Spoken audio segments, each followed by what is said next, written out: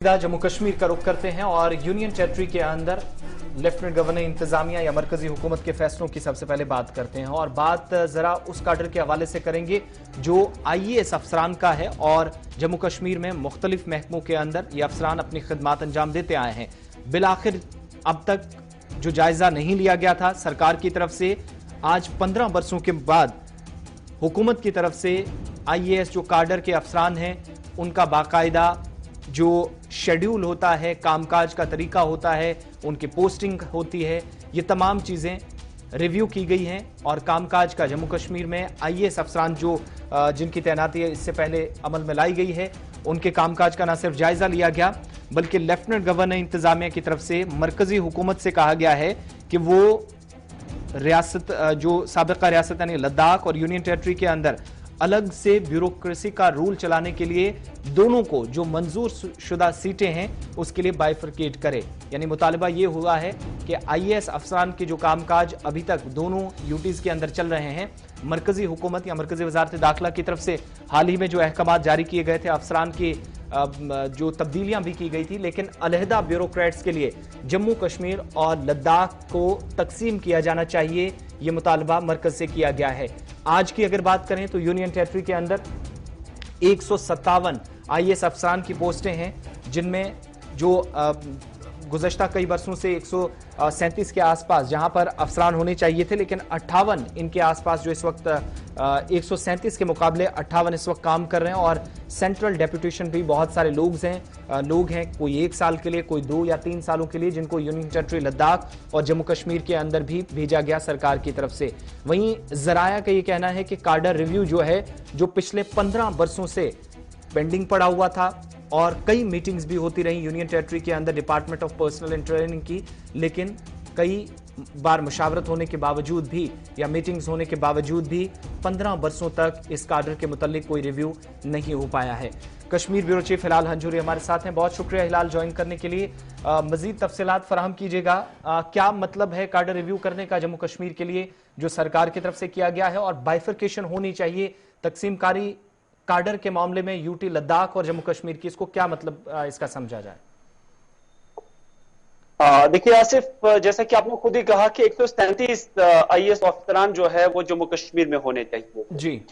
और इसके इंक्लूडिंग जब हम देखते हैं लद्दाख के अंदर भी, लेकिन इसके अगेंस्ट जब हम देखते हैं तो सिर्फ 58 ऐसे अफसरान हैं जो जम्मू कश्मीर के अंदर तैनात है। इसका मतलब आप समझ सकते हैं कि जितने डिपार्टमेंट्स जम्मू कश्मीर के अंदर है या जितनी डिपार्टमेंट्स की विंग्स है उसके लिए सफिशिएंट जो IAS काडर है वो नहीं है। इस तरह से जो ये रिव्यू किया गया है, काडर रिव्यू किया गया है, इसके तहत ये चीज देखी गई है कि गुंजाइश कितनी है, जरूरत कितनी है और अफरादी कुव्वत अभी इस वक्त कितनी है। क्योंकि जम्मू कश्मीर के अंदर आप मुख्तलिफ IAS अफसरान देखेंगे जिन्हें मुतअद्दिद या दर्जनों पोर्टफोलियोज जो है नफीज किए गए हैं। तो इस तरह से दर्जनों पोर्टफोलियोज के साथ, दर्जनों महकमों के साथ वो इंसाफ नहीं कर पाते हैं। नतीजा क्या होता है कि फिर काम में भी डिले हो जाता है। जब फाइल अप्रूव करनी होती तो उसमें भी जो है फर्क होता है, क्योंकि अलग अलग डिपार्टमेंट्स जो है उसके लिए अलग अलग ऑफिसरान या कंसर्न कमिश्नर सेक्रेटरी से लेकर डायरेक्टर लेवल तक के जो अफसरान है वो नहीं है। तो नतीजा ये हुआ है कि जम्मू कश्मीर के अंदर जो एडमिनिस्ट्रेटिव स्तर पर काम होने चाहिए लोगों के, स्टेट के, यूटी के, तो उसमें काफी डिले हो गया है। अब लेफ्टिनेंट गवर्नर इंतजामिया की जानिब से जो ये कदम उठाया गया और कहा गया है कि इसमें रिव्यू होना चाहिए और अब एक और सफर इसमें यूं हो कि रिव्यू तो क्या और इसकी इंप्लीमेंटेशन कब हो जाएगी। क्योंकि ज़राए के हवाले से जो खबर मिल रही है उसमें यही बताया गया है कि इस रिव्यू के दौरान इस चीज को बारीक बीनी से देखा गया है और परखा गया है कि जम्मू कश्मीर और लद्दाख के अंदर अफसरान की गुंजाइश कितनी होनी चाहिए, कितने अफसरान की जरूरत है। तो इस तरह से 137 से बढ़कर माना जा रहा है कि 150 के आसपास जो ऑफिशियल स्ट्रेंथ है वो जम्मू कश्मीर के अंदर बढ़ सकती है इस रिव्यू के बाद। लेकिन जैसे कि मैंने इससे पहले भी कहा कि अभी भी एक सफर तय करना है, वो ये है कि इंप्लीमेंटेशन कब होगी। क्योंकि जम्मू कश्मीर के अंदर जब कोई डिसीजन लिया जाता है, जब कोई रिकमेंडेशन आ जाती है, जब कोई रिव्यू किया जाता है, तो उसके बाद एक बड़ा मरहला इंप्लीमेंटेशन का होता है और अब यही एक ख्वाब बना हुआ है कि इसकी इंप्लीमेंटेशन कब हो जाएगी, ताकि हर किसी दफ्तर के लिए, हर किसी ऑफिस के लिए, हर किसी पोर्टफोलियो के लिए अपना अपना ऑफिसर होगा जो ठीक तरीके से, बेहतर तरीके से अपने डिपार्टमेंट को समझे और उसके बाद उस डिपार्टमेंट के तई जो उन्हें खिदमात है, जो उन्हें रेस्पॉन्सिबिलिटीज है, وہ وقت پر ادا ہو جائے۔ ایک چیز اور بھی، کیا اس کو اس طریقے سے بھی ہم دیکھ سکتے ہیں کہ جموں کشمیر اور لداخ یوٹی ایگموٹ میں بھی شامل کر لیے گئے ہیں؟ وزارت داخلہ کی طرف سے جو پارلیمنٹ کے اندر بھی جانکاری دی گئی تھی، ان سب کے کا مقصد یہ تھا کہ جو گیپ تھا، افسران کم ہے، کہیں پر پوسٹ خالی ہیں، ان کو فل کیا جائے۔